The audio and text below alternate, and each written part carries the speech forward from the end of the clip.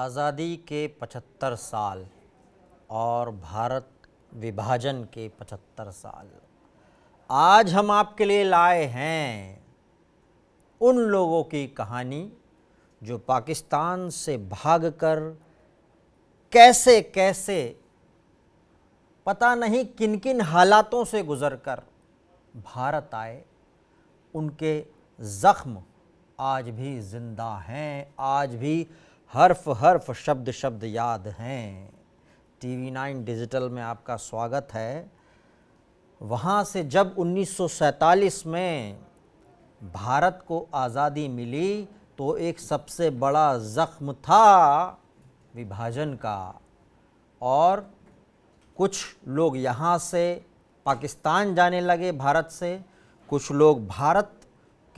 लोग पाकिस्तान से भारत आने लगे।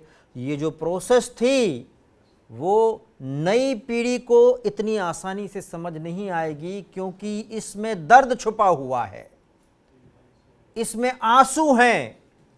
वो आंसू जो पानी के रूप में नहीं निकले, खून के रूप में निकले हैं।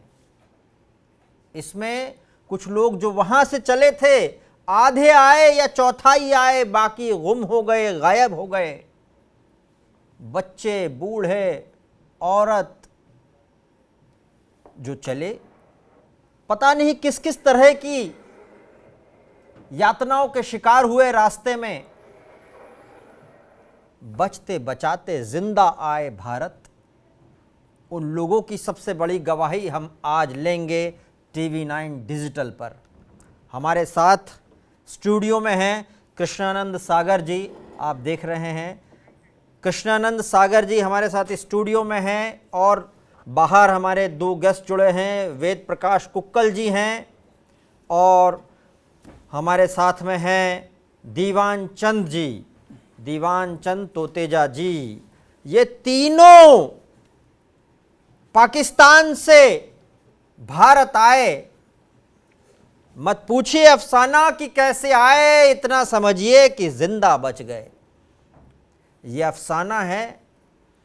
हम शुरू करते हैं कृष्णा जी से। कृष्णा जी, नई पीढ़ी को ये समझ में नहीं आने वाला कि जो विभाजन हुआ तो उधर के लोग इधर आए। वो दर्द, वो जख्म, क्या विभाजन बहुत आसानी से हो गया, या कष्ट जो थे उसमें वो आज भी अभी भी आपको तरोताज़ा हैं? कृष्णा जी ने तो किताबें भी लिख दी हैं इस पे। हमने सुना कृष्णा जी आपने किताबें लिखी हैं इसके ऊपर। हमको थोड़ा बताइए, कहाँ से आप पाकिस्तान में कहाँ थे, कैसे आए, और ये किताब कैसे लिखी आपने? उस दर्द पे किताब लिखी है इन्होंने जहाँ से जो लोग भाग कर आए उनके दर्दों को भी इकट्ठा किया है, विभिन्न लोगों के पास भी गए हैं आप।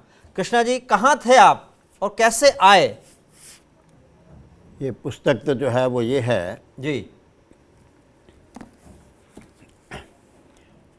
पहली बात तो ये थोड़ा शुद्ध कर लेना चाहिए जी। कि हम पाकिस्तान से नहीं आए। हाँ। हम हिंदुस्तान में ही थे, और हिंदुस्तान से ही हमें इधर आना पड़ा। उस समय तो हिंदुस्तानी था। सैकड़ों, हजारों, लाखों वर्षों से वो हिंदुस्तान ही था। लेकिन उस समय के हमारे नेताओं की दुर्बलता के कारण हमारा वो सारा क्षेत्र बाकी हिंदुस्तान से काट दिया गया। अब जब क्षेत्र को ही काट दिया जाएगा और नेताओं के द्वारा ही हमें विदेशी बना दिया जाएगा, तो हम तो विदेशी बनने को स्वीकार करने को तैयार नहीं थे, और इसलिए हमें उधर से इधर आना पड़ा। अब ये आने का दर्द तो बहुत होता है। अपना स्थान छोड़ना कौन चाहता है? कोई नहीं चाहता। और एक इसमें और दिक्कत आई कि किसी को ये पता ही नहीं था कि वहाँ से हटना पड़ेगा, निकलना पड़ेगा, भागना पड़ेगा। अंत तक किसी को पता नहीं था। नेताओं ने बार बार यही बात कही कि आपको कहीं जाना नहीं है, आपको यहीं रहना है, और लोग वहीं रहे। लेकिन निकलना कब पड़ा? जब वहीं पर अन्य लोग जो अपने को पाकिस्तानी कहते थे, उन्होंने मार मार कर, लूट कर और हमें वहाँ से निकालने की कोशिश की। तो आत्मरक्षा के लिए, अपने को बचाने के लिए, अपनी अस्मिता को बचाने के लिए वहाँ से हम लोग निकले, स्वेच्छा से नहीं निकले। लुट गए, पिट गए, अनेकों लोग मारे गए, अनेकों महिलाओं ने अपनी अस्मिता को बचाने के लिए कुओं में कूद गईं। ये उस समय इज्जत बचाने के लिए कुएं में कूद गए। कुएं में कूद गईं। अनेकों लोगों ने अपने परिवार की अस्मिता को बचाने के लिए अपनी ही बेटियों को, अपनी ही बहुओं को अपने ही हाथों से कत्ल कर दिया, ताकि इनकी अस्मिता जो है उसको किसी प्रकार से आंच ना आए। अब इस प्रकार की स्थिति में कोई ये कहे समझे कि हम वहाँ से आसानी से आ गए, स्वेच्छा से आ गए, और आ गए तो हमारे हृदय में वो दर्द है ही नहीं, ये तो प्रश्न ही नहीं खड़ा होता। उस समय आप कितने साल के थे? मैं उस समय 6 वर्ष का था, और उस समय हमारा परिवार कसूर में रहता था। कसूर जिला लाहौर की एक तहसील थी। कसूर रेलवे स्टेशन पर शाम को लगभग 4:30 बजे लाहौर से गाड़ी आई फिरोजपुर जाने के लिए। इस गाड़ी जैसे ही आई तो शहर से एकदम, जो पहले से ही वहाँ इकट्ठे होंगे स्टेशन के बाहर अनेकों मुसलमान, वो एकदम अंदर आ गए प्लेटफार्म पर, और आकर एकदम गाड़ी पर पिल पड़े। उस दिन कसूर शहर में सुबह से ही मारकाट मची हुई थी। अनेक हिंदू मोहल्लों पर हमले हो रहे थे, और इसलिए वहाँ के हिंदू भाग भाग कर सुबह से ही स्टेशन आ रहे थे। स्टेशन से कोई गाड़ी नहीं थी आगे जाने को, तो इसलिए शाम तक तो वहाँ हजारों हिंदू इकट्ठे हो चुके थे प्लेटफार्म पर। तो प्लेटफार्म पर जो हिंदू आए हुए थे कसूर शहर के, प्लस जो गाड़ी में थे, उन सब एक साथ हमला हुआ। छुरों से, तलवारों से, भालों से, किसी को लूटना लगा, कोई किसी को मारना, किसी के हाथ पर मारा, किसी के पैर, जो जिसके आया। अनेकों लोग मारे गए, और अनेकों लोगों ने भागने की कोशिश की, लेकिन भागने की दिशा केवल एक ही थी, पीछे की तरफ, यानी शहर की तरफ जा ही नहीं सकते थे। उधर तो मुसलमान थे ही जो आए हुए थे, तो केवल स्टेशन के सामने की तरफ रेलवे लाइन के पार रेलवे क्वार्टर्स थे, उधर ही लोग जा सकते थे। तो लोग उधर ही भागे, जो इधर भागे वो सब मारे गए, और जो उधर भागे उनमें से ही कुछ लोग बच पाए। आप उस तरफ थे? हम उस तरफ थे। वास्तव में हम शहर में ही रहते थे, लेकिन मेरे पिताजी क्योंकि रेलवे में ही थे, और उसमें ऐसा था कि जब ये विभाजन का तय हो गया जून में,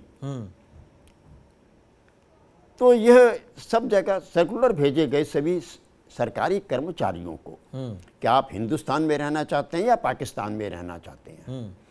स्वाभाविक रूप से सभी हिंदुओं ने हिंदुस्तान की बात लिखी, और ये था कि भाई पाकिस्तान बनने से पहले पहले ही सबकी ट्रांसफ़र हो जाएगी इधर। पर आप लोग गए नहीं, क्योंकि नेताओं ने आश्वासन दिया था कि कोई दिक्कत नहीं होगी। 15 अगस्त हो गया, आ गया, लेकिन कोई ट्रांसफ़र ऑर्डर नहीं आए। 16 अगस्त हो गया, 17 अगस्त हो गया, कोई ट्रांसफ़र ऑर्डर नहीं।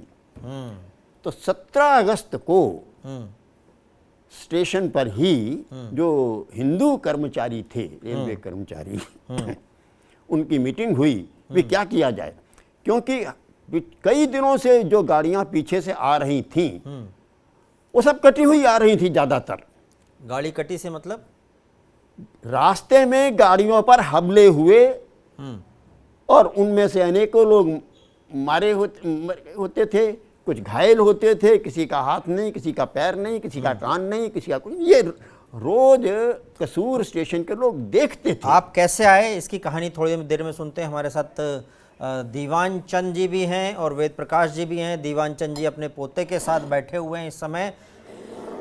दीवान चंद जी नमस्कार जी, हाँ जी, नमस्कार आपको। नमस्कार जी। आपको देखकर बड़ी खुशी हो रही है कि आज़ादी के 75 साल को आप देख रहे हैं और उस दर्द को अभी भी आप लेके चल रहे हैं। ऐसा हमको पता चला है कि आपको सारी चीज़ें याद हैं। आपके जो पोते हैं, क्या नाम है आपका? सर मेरा नाम परन टोटेजा है। परन जी, उनको मेरी आवाज़ सुनाई पूरी देगी? नहीं सर, उनको प्रॉपर नहीं आ रही, बट कोई नहीं। अच्छा, आपका मैं मतलब आपको इनको बोलूंगा, correct आप उनको ट्रांसफर कर दीजिएगा मेरी बात, ताकि वो हमसे बात कर सकें। वो कहाँ थे और कैसे आए भारत, क्या सहा उन्होंने? थोड़े संक्षिप्त शब्दों में कहानी, थोड़ा कहाँ किस शहर में थे उस समय वो? दीवान Sure, जी sir, sure. जी पूछिए।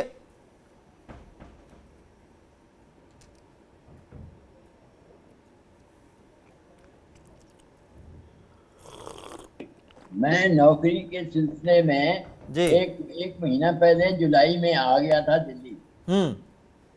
मेरे भाई जो थे वो अलग अलग जगह से पाकिस्तान से आए। हाँ, 2 भाई मुल्तान डिस्ट्रिक्ट से, एक भाई मिंटगुमरी डिस्ट्रिक्ट से फाजिल का पहुंचे पैदल काफिले में। हाँ, काफिले में पहुंचे। एक ताया जी उकाड़ा से by train Firozpur cantt Kasu Begu पहुंचे। मैं उनको वहां मिला जाके। तब रास्ता सीधा नहीं था। तब लुधियाने होके, लुधियाने से गाड़ी जाती थी, दिल्ली से बठिंडा वाला रास्ता बंद था।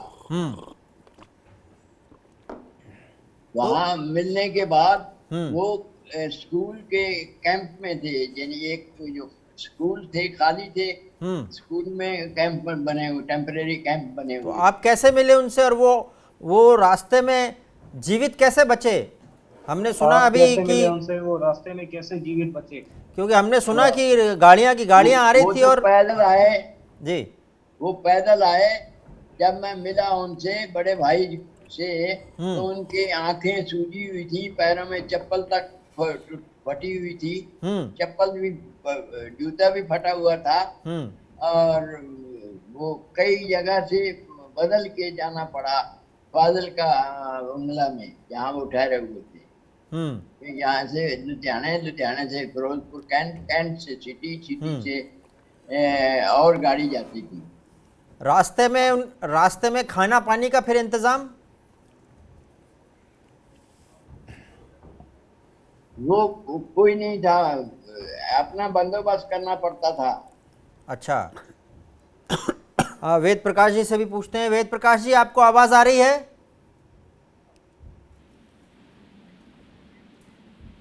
वेद प्रकाश जी को आवाज नहीं आ रही है हमें। कृष्णा जी, आपसे, आप बच के कैसे आए इस तरफ, इस शहर में, और बाकी लोगों का आपने क्या हाल देखा? थोड़े संक्षिप्त शब्दों में अगर हम जाने तो। ये जो रेलवे स्टेशन पर हत्याकांड हुआ, उससे पहले यानी दोपहर को हमारा परिवार रेलवे क्वार्टर्स में चला गया था। वहाँ जो एएसएम थे उनके क्वार्टर में चले गए थे हम, और मैंने उस क्वार्टर की छत से वो सारा स्टेशन का दृश्य देखा है।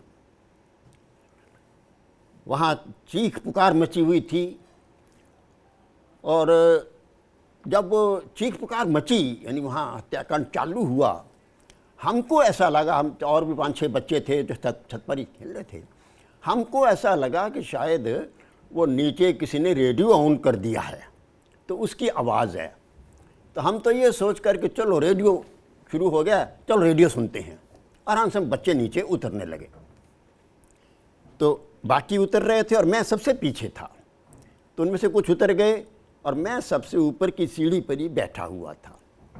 तो मैंने देखा सामने से स्टेशन की तरफ से यानी लोग भागे आ रहे हैं, यानी जैसे समुद्र की लहरें होती हैं ऐसे भीड़ की लहरें भागे आ रही हैं। और वो जो जिसको हम रेडियो की आवाज़ समझ रहे थे, वो रेडियो की आवाज़ नहीं थी, वो स्टेशन की तरफ से आने वालों की सामूहिक चीत्कार थी। और भागे आ रहे बिल्कुल बेतहाशा। सर ऑडियो आ रही है, और मैं वेद सर ऑडियो आ रही है, देख रहा था, वहीं बैठ गया। नीचे उतरना तो एक तरफ रह गया, मेरे ध्यान से उतर गया। मैं भी बैठा देख रहा हूँ, लोग आ रहे हैं, भागे आ रहे हैं। और वो कोई इधर देखता था, कोई उधर देखता था कि पीछा तो नहीं मेरा कोई कर रहा पीछे से। तो करते करते आप फिर ट्रेन तक पहुंचे? नहीं, मैं क्वार्टर पर नहीं, ट्रेन तक पहुंचे बाद में फिर आप? वहीं बैठा था। सुनिए, उसी बीच में ही मैंने देखा कि वो जो भीड़ जब आई, हमारे क्वार्टर तक भी पहुंच गए कई लोग। तो उन्हीं लोगों में मेरे पिताजी भी थे, वो भी भागे आ रहे थे स्टेशन से। तो मैंने आवाज दी, लेकिन वो इतना होश हवास गुम हो चुका था उनका कि उनको ये भी ध्यान नहीं रहा कि ये क्वार्टर आ गया है। अच्छा। और वो पीछे निकल गए। अच्छा। आगे तो मैंने देख लिया था क्योंकि, और इसमें मैंने उनका आवाज़ दी एकदम, पिताजी आ जाओ, हम यहाँ हैं, यहाँ हैं। तब वो आए वापस और दरवाज़ा खोलकर उनको अंदर लिया गया। तो ये एक पूरा, और उसके बाद गोलीकांड चालू हो गया स्टेशन पर। गोलीकांड चालू हुआ तो फिर मुझे नीचे जो बाकी लोग खड़े थे घर में, उन्होंने आवाज़ें दी, नीचे उतरो, नीचे उतरो। तो तब मैं उनके कहने से नीचे उतरा। तो उसके बाद फिर जो भी कहानियाँ हुई वो तो बहुत सारी हुई, लेकिन अगले दिन मैंने रात को ही, उसी रात को ये तय कर लिया सभी रेलवे कर्मचारियों ने कि अब हम यहाँ से सुबह निकल जाएंगे। ट्रांसफर ऑर्डर्स किसी का आया नहीं। पिताजी फिरोजपुर गए थे प्रतिनिधि के रूप में, वहाँ के अधिकारियों से खूब मिले। फिरोजपुर ये डिविजनल हेडक्वार्टर था रेलवे का, तो वहाँ भी वो भी सारे कंफ्यूज थे, अधिकारी भी, क्या करें, ऑर्डर किसको दे, किस बात का दे, क्या कर दें, कुछ किसी को पता नहीं था। तो आखिर में पिताजी उनको ये कहकर आए कि ठीक है, अगर आप कुछ नहीं दे रहे तो हम भी वहाँ नहीं रहेंगे, हम भी कल निकल जाएंगे यहाँ से, हम आपके आदेशों का इंतजार नहीं करेंगे। तो सुबह जो अगले दिन 7 बजे के लगभग गाड़ी आनी थी, हमने तय कर लिया हम उस गाड़ी से निकल जाएंगे। तो जब वो गाड़ी आने तो सभी रेलवे कर्मचारी रेलवे क्वार्टर से निकलकर उस गाड़ी पर पहुंच गए और गाड़ी पर सवार हो गए। गाड़ी पीछे लाहौर से ही आई थी और फिरोजपुर जानी थी। हम चले उस पर, तो आगे एक स्टेशन आता है सतलुज से नदी से पहले ही, उस स्टेशन का नाम है गंडा सिंह वाला। हमने दूर से ही देखा, यानी अब मैंने भी देखा खिड़की से, स्टेशन पर दोनों तरफ प्लेटफार्म पर हजारों मुसलमान खड़े थे, भाले लिए हुए, तलवारें लिए हुए, यानी सुबह सुबह का समय था। तो एकदम उन सूरज की किरणों से वो भाले और तलवारें चमक रहे थे, चमकते हुए दिखाई दे रहे थे बाकायदा। तो एकदम स्पष्ट था कि अब ये यहाँ गाड़ी काटने वाले हैं, हमला करेंगे, सबको मार देंगे। तो क्योंकि रेलवे कर्मचारी इसमें काफ़ी थे, तो सब ने तय किया और गार्ड को भी कहा और उसको ड्राइवर को भी कहा, दोनों हिंदू ही थे, कि भाई यहाँ गाड़ी खड़ी नहीं करो। तो वो गाड़ी वहाँ खड़ी ही नहीं हुई। और मैंने ये देखा खुद कि जब गाड़ी निकल रही थी, अब वो प्लेटफार्म पर खड़े हुए दाएं बाएं, वो बड़ा मुट्ठी कस रहे थे और एकदम ये कैसे गाड़ी निकली जा रही है, खड़ी नहीं हो रही। वो तो अपना तैयार थे कि अपने भाले और तलवारें चलाने के लिए, और यहाँ तो कुछ हो नहीं पा रहा। तो हम सुरक्षित निकल गए और इस प्रकार से हम बचे वहाँ से और सतलुज पार करके फिर फिरोजपुर पहुँचे। ओके, वेद प्रकाश जी हमारे साथ हैं। वेद प्रकाश जी, आपको मेरी आवाज़ आ रही है? बिल्कुल आ रही है। कैसे आए आप पाकिस्तान से? मतलब तत्कालीन हिंदुस्तान था, पाकिस्तान बन गया उस समय, फिर कैसे आप विभाजन की विभीषिका लेकर आए वहाँ से?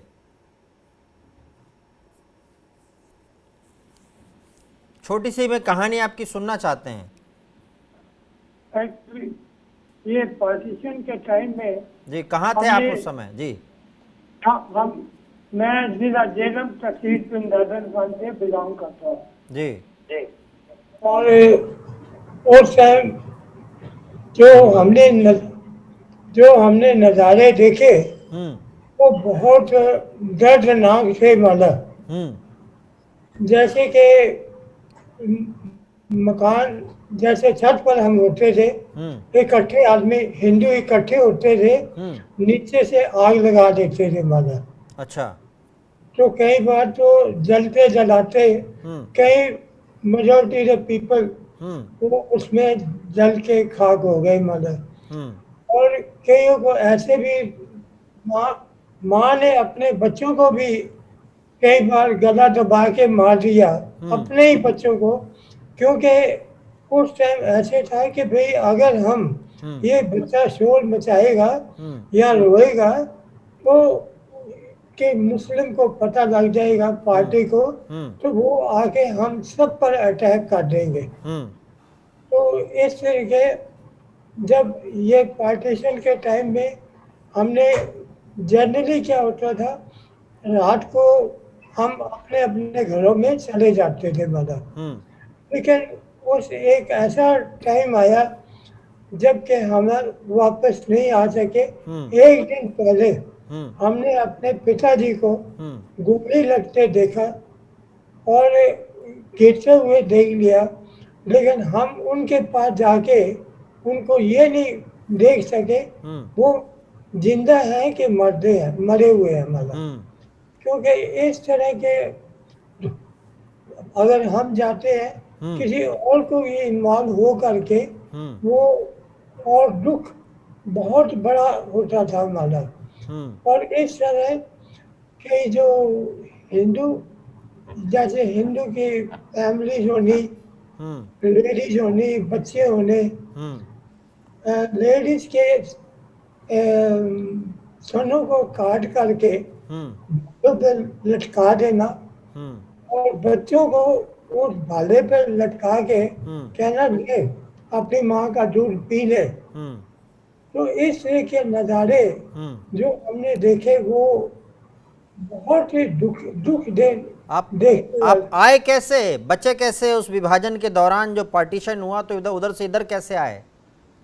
हम जो थे कि हम गाड़ी में ही आए थे।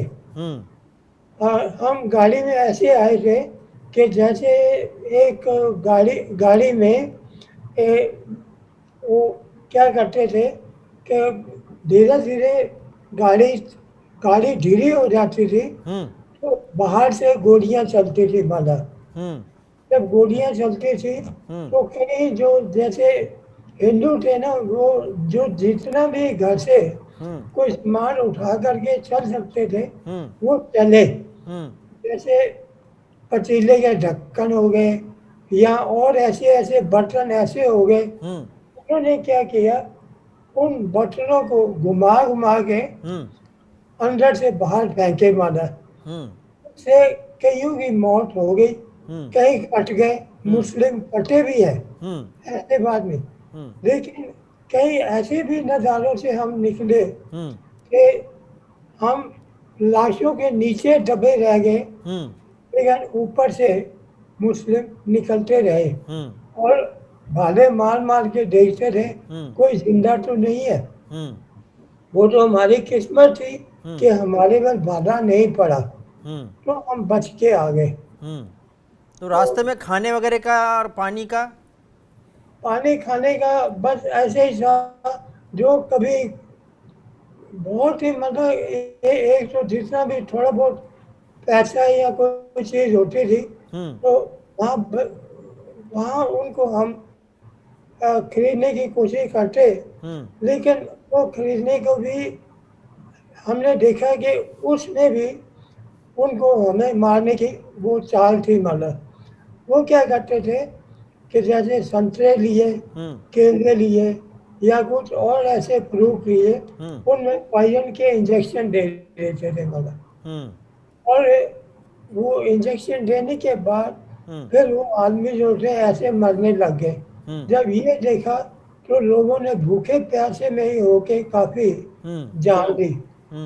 और जब हम लोग अपने कैंपों में पहुंचे गए, कैंपों में आए, तो बर्तन तो हमारे पास कुछ ही नहीं था।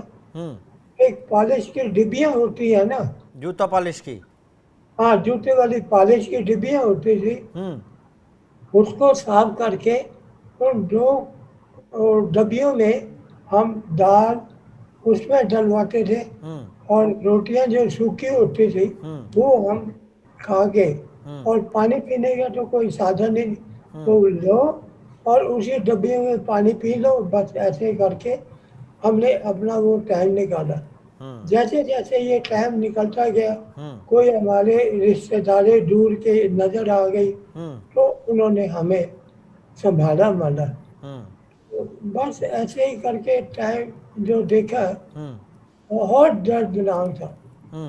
और गाड़ियों से जिस तरीके से ये आप नज़ारे दिखाए हैं, ये बहुत ही ऐसे ही था। एक गाड़ी के ऊपर चढ़ना, अंदर बाहर, और बस इस तरीके से लोग कई रास्ते में गाड़ी तेज हो गई तो ऊपर से नीचे गिर जाते थे, गिर के मर जाते थे मगर। और जो अंदर थे वो अंदर वैसे मर जाते थे मगर, कोई काट कूट से, जैसे काटना हो गया, ये हो गया, इस तरीके से मगर वो रह जाते थे। दीवान जी, दीवान जी, दीवान जी, जब भाई लोग आए तो उन्होंने क्या कहानी सुनाई आपको? जब आपके भाई लोग आए? हाँ, वो उन्होंने बिल्कुल सही सुनाया। बहुत दुख भरी कहानियां हैं जी, मगर। एक वेद प्रकाश जी, दीवान जी से, दीवान जी। हाँ जी बताइए। हाँ जी, जब भाई लोग आए हैं तो कई दिन तक पैदल चलना पड़ा, 200 किलोमीटर 300 किलोमीटर तक, हम्म कई दिनों तक रास्ते में भूख प्यास गर्मी सब बर्दाश्त करनी पड़ी। पानी कोई कोई खाने पीने का बंदोबस्त कोई नहीं था, ऐसे भूखे प्यासे चलते रहे। हम्म हम्म कृष्णा जी, ये तो बड़ी दर्दनाक कहानी है। हम लोग की जो पीढ़ी है उसको ये पता नहीं है कि मुल्क जो बटा है, देश के जो टुकड़े हुए हैं, उस समय उस पीढ़ी ने, हमारे दादा लोगों ने क्या सहा है, नाना लोगों ने, नानी दादी, इन लोगों ने क्या सहा है, ये पता नहीं है अभी बहुत से लोगों को। पर दुख तो इतना होता है आपकी कहानी सुन के, तो मैं मतलब मेरे पास शब्द नहीं है उनके उस कहानी के लिए। इतना दर्द आपने देखा हो। यहाँ फिर कहाँ आए, यहाँ आके कहाँ रहे फिर? ऐसा कि देखिए, वहाँ से तो हम आए, फिरोजपुर आए पहले, फिर कुछ दिन हम अमृतसर रहे। फिर पिताजी इस बीच में अपनी कोशिश में रहे कि उनकी फिर से सर्विस पोस्टिंग हो जाए कहीं। लेकिन अमृतसर में पिताजी के एक मित्र थे, वो भी गार्ड थे, तो उनका क्वार्टर था, तो उनके क्वार्टर में रहे।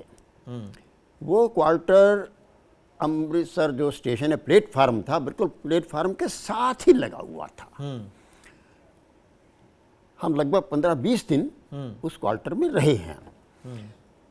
तो वहाँ रहते हुए क्योंकि वहीं था, तो सामने गाड़ियाँ जो आती थी हर रोज, लाहौर से आ रही हैं, लाहौर को जा रही हैं, वो सब हम देखते थे। तो हर दूसरे तीसरे दिन अमृतसर स्टेशन पर भी गोलीकांड होता रहता था। गोलियों की आवाज़ें आती रहती थी। एक दिन मैं क्वार्टर के सामने ही खड़ा था, शाम का समय था, तो एकदम बंदनाहट चालू हो गई। अब मुझे नहीं पता था कि क्या हो रहा है, मैं तो खड़ा रहा। लेकिन तभी मेरी बड़ी बहन थी, उन्होंने आवाज़ दी अंदर से, क्वार्टर सामने से, कि कृष्ण भाग कर अंदर आओ, गोली चल रही है। तो मैं अंदर आया। तो ये स्थिति बड़ी कॉमन थी, यानी ये सितंबर के अंत की बात बता रहा हूँ मैं। तो ये सितंबर हो, अक्टूबर हो, नवंबर तक ये प्रायः स्थितियाँ ये चलती रही हैं। सामान्य कब हुई स्थितियाँ? देखिए, स्थितियाँ जो सामान्य हुई हैं वो नवंबर के बाद से शुरू हुई। नवंबर 1947। अभी जो आपने थोड़ा उनसे प्रश्न किया था खाने के बारे में, खाने के इंतज़ाम के बारे में, इसके साथ ही और भी कई चीज़ें संबंधित हैं। देखिए, हम जब आ गए यहाँ, अमृतसर आ गए, उसके बाद पिताजी की पोस्टिंग हो गई लुधियाना में, तो हम लुधियाना रहे। तो लुधियाना में भी हमें क्वार्टर मिला, तो क्वार्टर बिल्कुल लाइनों के सामने था, यानी पहले फर्स्ट रो में हमारा ही क्वार्टर था। तो इसलिए वहाँ भी सब गाड़ियाँ जो आ रही हैं जा रही हैं वो हम दिन भर देखते थे। और कोई भी हमारे यहाँ आता था तो उसकी भी कहानियाँ चालू घर में, वही हम दुख। हाँ, सेम उसके दुख। साथ क्या हुआ, उसके साथ क्या हुआ, यही कहानियाँ। और हम भी अगर किसी के साथ, किसी के यहाँ मिलने जाते थे शहर में, पता लगा कह रहे वो फलाना वहाँ पर है, तो चलो मिला, वही पता लगे वो क्या है, तो गए, फिर उसकी कहानियाँ और हमारी। तो ये कहानियाँ कई सालों तक चलती रही हैं एक दूसरे के अंदर। और इसलिए उन दिनों क्या हुआ एक्चुअली, ये उन कहानियों के माध्यम से मेरे मस्तिष्क पर अच्छी तरह बैठ गया, क्योंकि बार बार कहानियाँ और अलग अलग लोगों की अलग अलग कहानियाँ। ये जब पुस्तक लिखने की बात आई तो उस समय, क्योंकि ये सब चीज़ें भूमिका रूप में मेरे मस्तिष्क में थीं, इसलिए मैं ये काम कर पाया। तो लोगों की स्थिति क्या थी, लोग जो बता रहे हैं उसको मैं ठीक से समझ पाऊँ, वो भूमिका मेरी थी, और इसलिए मैं वो कर पाया। अब कई लोगों से मैंने जो बातचीत की है, और उसमें भी कई लोगों ने अपनी कहानियों में बताया था शुरू में कि देखिए, जब उधर से चले, जो ट्रेन्स में चले, गाड़ियों में, तो रास्ते में भी गाड़ियों पर अनेक जगह पर हमले होते थे। एक गाड़ी पर 3-3, 4-4 जगह हमले होते थे। तो एक जगह हमला हुआ, कुछ लोग मारे गए, चलो गाड़ी आगे चली, फिर दूसरी, ये चलता रहता था। ये हमलों में जो एक चीज़ बड़ी कॉमन अनेक लोगों से मुझे सुनने को मिली है, होता क्या था, गाड़ी चली और आगे जाकर किसी भी स्थान पर ड्राइवर ने गाड़ी रोक दी, और उसके बाद उसने सीटी बजानी शुरू कर दी। अब उस सीटी का अर्थ आसपास के गांवों को पता था कि अब ये गाड़ी आ गई है, अब तुम कर लो अपना काम। अच्छा। और गाड़ी वहीं खड़ी है, अब गाड़ी तो तभी चलेगी जब वो ड्राइवर चलाएगा, उसी ने तो खड़ी की। तो लोग थोड़ी देर में भागे आते थे और आकर एकदम लूट मार मचाना और मारकाट चालू। ये अनेकों गाड़ियों पर हुआ है। फिर रास्ते में खाने का तो प्रश्न ही नहीं होता था। अगर वो सेना के संरक्षण में भी चल रही है गाड़ी, पाकिस्तानी सेना गड़बड़ करती थी। कभी हिंदू सैनिक टुकड़ी होती थी, कभी पाकिस्तानी सैनिक टुकड़ी होती थी। पाकिस्तानी सैनिक टुकड़ी अगर है, उसके संरक्षण में गाड़ी है, तो फिर तो भगवान ही मालिक। और अगर हिंदू सैनिक टुकड़ी है तभी सुरक्षित हो सकते थे। लेकिन हिंदू सैनिक टुकड़ियों को भी बहुत बार समस्या आई। गाड़ी खड़ी कर दी, खड़ी कर दी तो हिंदू सैनिकों को भी पता था कि यहाँ क्या होने वाला है। तो कई बार ऐसा भी हुआ, नहीं लाहौर स्टेशन पर भी हुआ ऐसा, यानी छोटे मोटे स्टेशनों के पास छोड़ दीजिए, एक गाड़ी आई और उस गाड़ी को बिल्कुल वो आखिरी लाइन पर खड़ा कर दिया।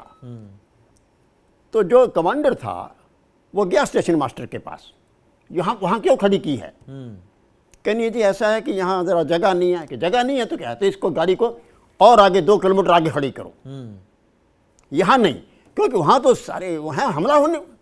तो ये रेलवे कर्मचारी भी उस षड्यंत्र में शामिल होते थे, जो मुस्लिम सैनिक वो भी षड्यंत्र में शामिल हो, सब मेरी भगत होती थी। पूछते हैं दीवान जी, जब भारत आप आए, 1 महीने पहले आ गए थे आप, भाई लोग आए, तो आपकी जीविकोपार्जन के लिए नौकरी या जॉब कैसे शुरू हुआ? थोड़े से शब्दों में बताइए, फिर स्थिति सामान्य कैसे हुई आपकी?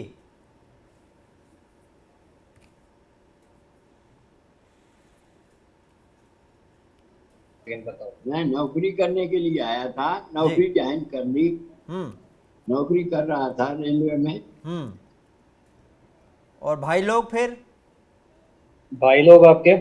भाई लोग तो पैदल आए सारे, वो वहाँ थे, वो उनको पाकिस्तान उन्होंने क्या एरिया किया में। यहाँ पर फिर? वो काफले से पैदल आए।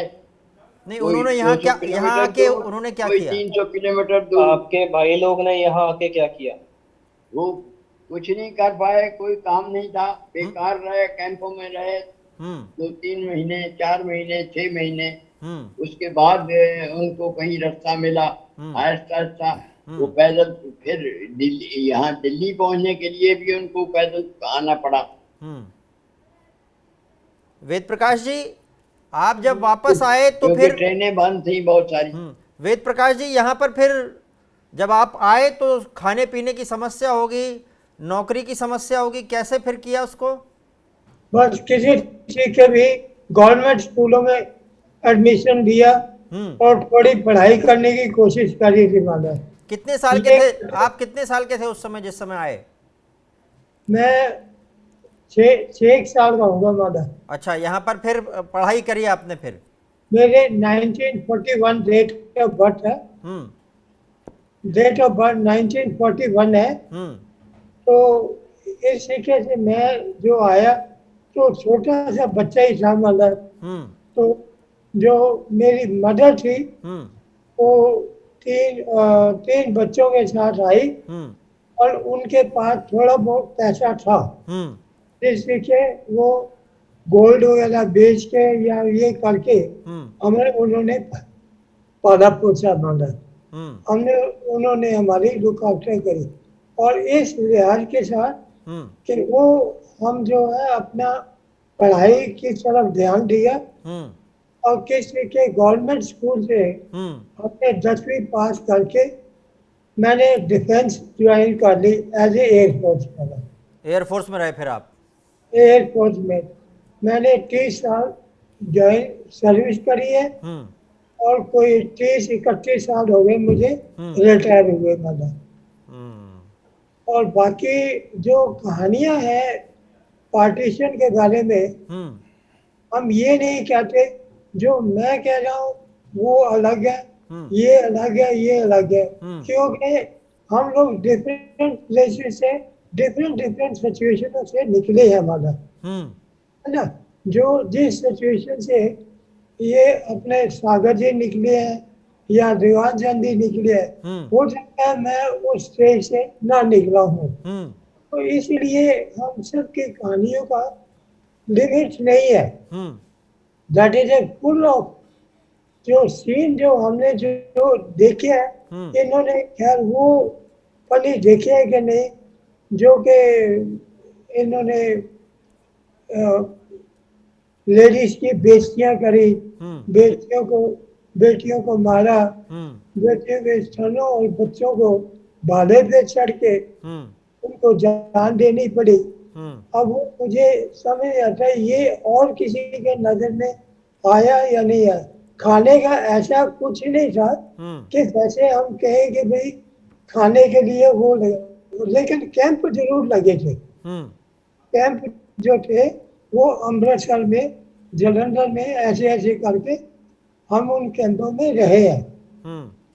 और वहाँ पर ये इस तरीके से पहले 6 महीने 3 महीने ऐसे करके हमें रह गया। जैसे जैसे किसी का कोई जान पहचान का निकलता गया तो वहाँ से वो आउट होता गया। बाकी बस हम तो कहते हैं हे परमात्मा, ऐसा दुख किसी को दोबारा मत दिखाना। बड़ी बर्बादी होती है इस पार्टीशन में। अभी भी कुछ लोग जो हैं वो गड़बड़ करते रहते हैं विभिन्न तरह से। उनको आप क्या करते संदेश देंगे? नई हैं? पीढ़ी, ये जो पीढ़ी चल रही है इस समय, उनको क्या संदेश देंगे आप? क्या जी? संदेश क्या देंगे जो नई पीढ़ी है उसको? संदेश यही है कि भाई अगर इंडिया में जितने भी रह रहे हैं, दे शुड स्टे विद शांति के साथ रहे और अच्छे से रहे, मिलजुल के रहे। तो ये ना सोचे कि भाई ये हम करके तो हम इसको भी पाकिस्तान बना दें। हम वो जो है उसको प्यार से रहे। और जो जैसे हमारे उधर पाकिस्तान में हिंदू नामो निशान नहीं है। अगर कोई है भी तो वो मुस्लिम बन चुका है हमारा। लेकिन हमारे यहाँ ये आज़ादी गवर्नमेंट ने दी है। जो हिंदू है वो हिंदुज़म मतलब अडॉप्ट कर सकता है, जो पारसी है पारसी कर सकता है, जो सब तरह के वो हो सकते हैं। तो हम तो यही कहेंगे कि भाई सब आराम से मिलजुल कर रहे और शांति के साथ रहे और प्यार के साथ रहे। दीवानचंद जी, आपका इस नई पीढ़ी को क्या संदेश है? आपके साथ परन भी हैं और बाकी बहुत सारे लोग हैं यहाँ पर, उन्होंने विभाजन नहीं देखा, आपने देखा है। उसको देखते हुए क्या संदेश है हमारे लिए, बाकी सब लोगों के लिए आपका?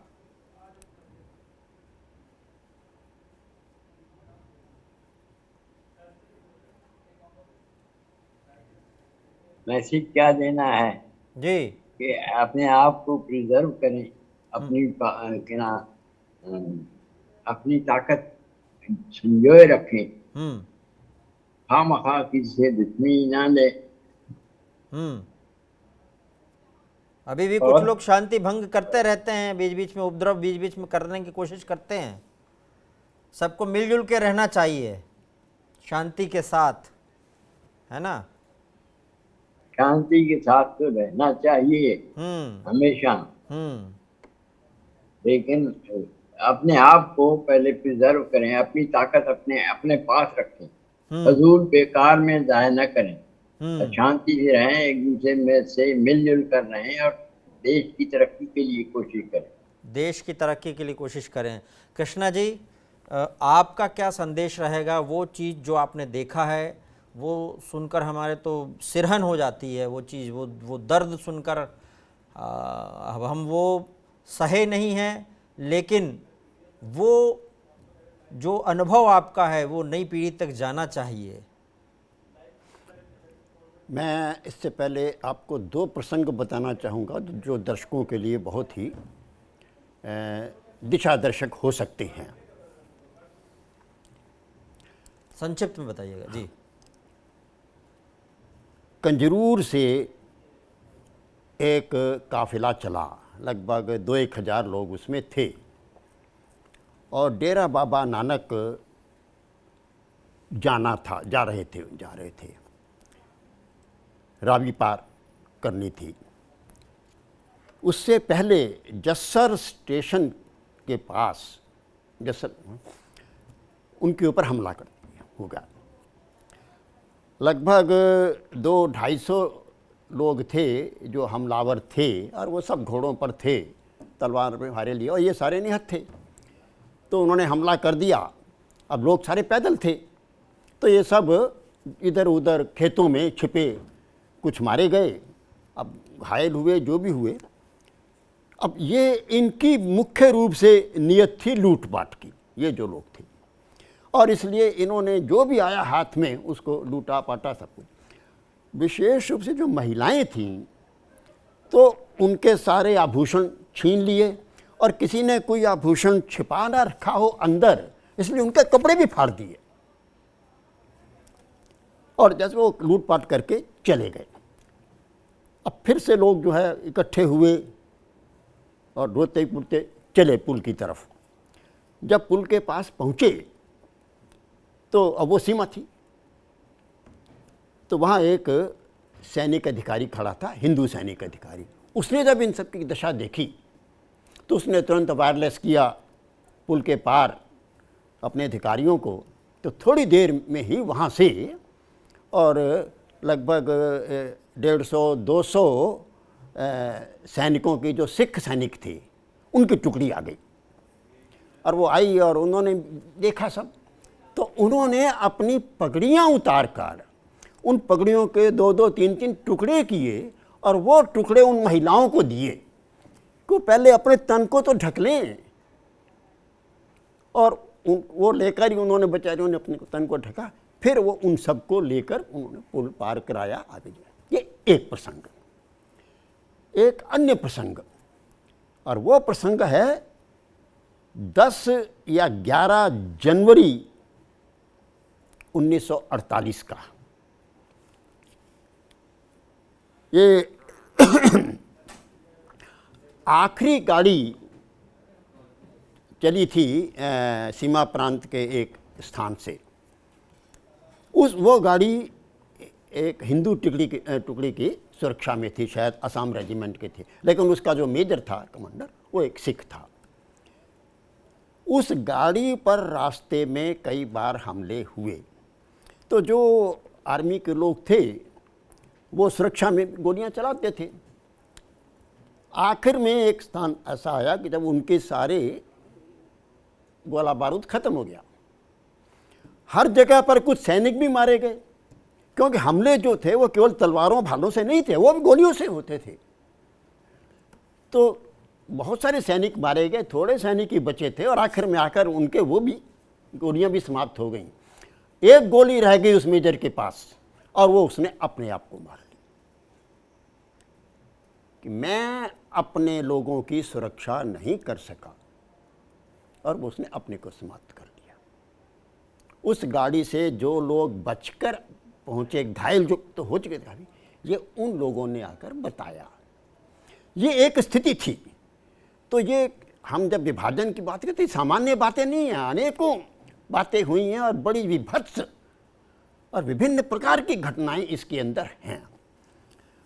अब संदेश इसमें जो है वो ये है कि उस कालखंड का इतिहास सबको पढ़ना चाहिए, ताकि दोहराया ना जाए। हिंदुओं को भी पढ़ना चाहिए, मुसलमानों को भी पढ़ना चाहिए, सबको पढ़ना चाहिए, ताकि जो, क्योंकि बार बार बात तो आखिर मुसलमानों की आती है। पाकिस्तान क्यों बना? मुसलमानों के कारण। मुस्लिम आक्रमण किन्होंने किए? जगह जगह पर मुसलमानों ने किए। तो उनको भी पता लगना चाहिए कि उनके पूर्वजों ने उस समय क्या अपराध किए थे। तो जब अपराधों का पता लगेगा तभी तो उनमें अपराध बोध जागृत होगा। जब अपराध बोध जागृत होगा तब उनको लगेगा कि ये नहीं करना जो आज हो रहा है ना, बहुत कुछ घटनाएं। तो क्योंकि उनमें अपराध बोध नहीं है, उनको उस समय की वास्तविकता पता ही नहीं है, जो उस समय क्या हुआ ये उनको पता लगे।